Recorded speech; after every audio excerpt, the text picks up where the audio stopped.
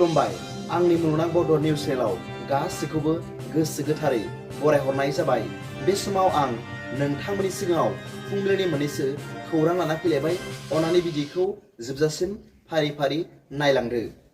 गिबि रादाबाव दं CBI आ YBY फान्ड ट्रेडिं एपखौ नायसंसिगोन। YBY ट्रेडिं एपआ हरखाबै बन्द जानाय आरो गोबां सुबुंफोरनिफ्राय मोननाय खौथि खौथि रां लानानै खारनाय रादाबा सानबैसोनि सिगां गोबां समाजारि बिजोङाव भाइराल जाखांनायनि उनाव थार दायनिगिरिफोरखौ हमनो थाखाय CBI आ नायसंनो आखायाव लाबाय होनना खौरां मोन्दों।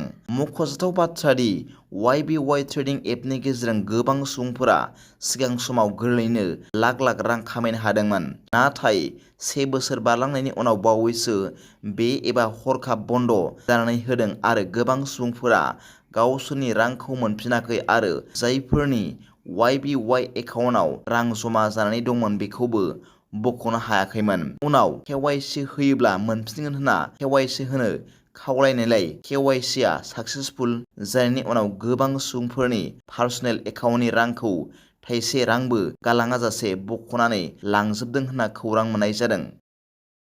नैथि रादाबाव दं नंखाय सना हमनो हादों। खौरां मोननाय बायदिब्ला मैया मंगलबारखालि आसामनि स्पेशेल टास्क फर्सआ उत्तर प्रदेशनि सानै सुबुंखौ नंखाय सना आरो गुबुन दाय गोनां बेसादफोर जब्द खालामनानै हमनो हायो।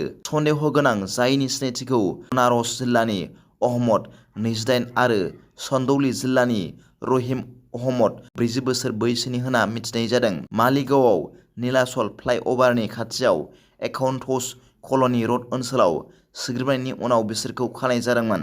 थि इन्टेलिजेन्स इनपुटनि सायाव बिथा खालामनानै खालामनाय अपारेसनआ 1.36 ग्राम गिलिरनि गंसे नाव महरनि सनानि बेसाद हमनो मोननायजों लोगोसे नोगोद 4,700 रां आरो गंसे हेक्सब्लेडबो बोखांनो हादोंमोन। STFआ गावसोरनि मावख'आरि माइक्र' ब्लगिं एकाउन्टनि सायाव अपारेसनखौ गुवारै फोरमायनानै बुंदों। गनायजाथाव इनपुटनि सायाव बिथा खालामनानै इन्सपेक्टर कपिल पाठकनि दैदेननायाव STFनि मोनसे हानजाया जालुकबारि PSनि सिङाव मालिगावआव मोनसे अपारेसन खालामदोंमोन आरो सानै सुबुंजों लोगोसे गंसे नाव महरनि 1.36 किल'ग्राम गिलिरनि नंखाय सना, नोगोद रां आरो गुबुन बेसादफोरखौ हमदोंमोन।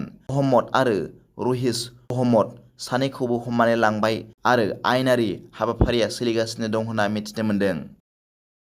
थामथि रादाबाव दं चिरां जिल्लानि रुनिखाता ओनसोलनि रायजो राजाफोरनि थाखाय जोबोद गोजोनथाव खौरां। खौरां मोननाय जादों दि मैया रुनिखाता गोजौसिन गेजेर फरायसालियाव 1 कौटि रांजों लुफुंजानाय न'ब्लां अडिट'रियाम हल बेखेवनानै होदों 1 नं क'क्राझार लकसभा बियाबनि MP जयन्त बसुमतारी बिथाङा। गोबां समाव फरायसालियाव फरायसालिनि गुबुन गुबुन हाबाफारि लानाय समाव हाबाफारिखौ खुंफुंनो थाखाय रुनिखाता गोजौ फरायसालियाव मोनसे मोजां न'ब्लां गैयामोन। बे गोदानै लुफुंजानाय न'ब्लां बेखेवनाय हाबाफारियाव बाहागो लायै MP जयन्त बसुमतारी बिथांजों लोगोसे आसाम फुटबल एस'सिएशन नेहाथारिनि डक्टर सांग्रां ब्रह्म, चिरां जिल्ला UPPL दोलोनि नेहाथारि अमर सिंह ब्रह्म, 4 नं चिरांदुवार UPPL ब्लक कमिटिनि आफादगिरि बिरदाव मुसाहारि बिथांमोनजों लोगोसे रुनिखाता ओनसोलनि सानसुमै सुबुंफोराबो खौसेयै बाहागो लायो।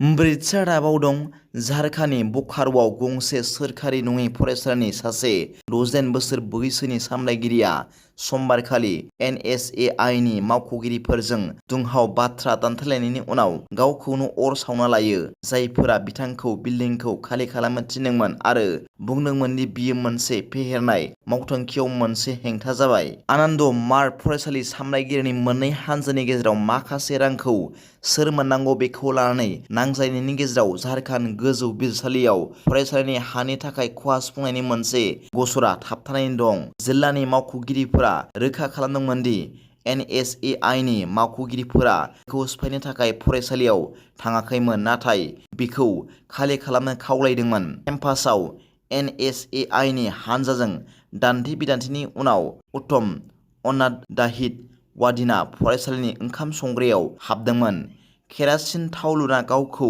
अर सावना लादोंमोन। बिथांजोआ 80% खामदोंमोन।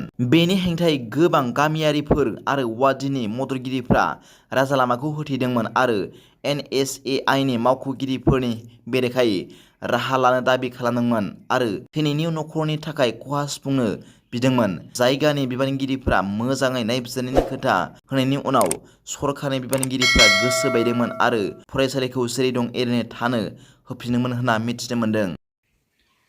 दिनैनि फुंबिलिनि मोननैसो खौरांफोरा दा बेखिनिल'मोन। भिडिअखौ मोजां मोनदोंब्ला आंनि बे मुलुगनां बड' निउस चेनेलखौ अन्नानै साबस्क्राइब खालाम। जायफ्रा गोदानै नायदोंब्ला एसेनोसै, गोजोन्थों।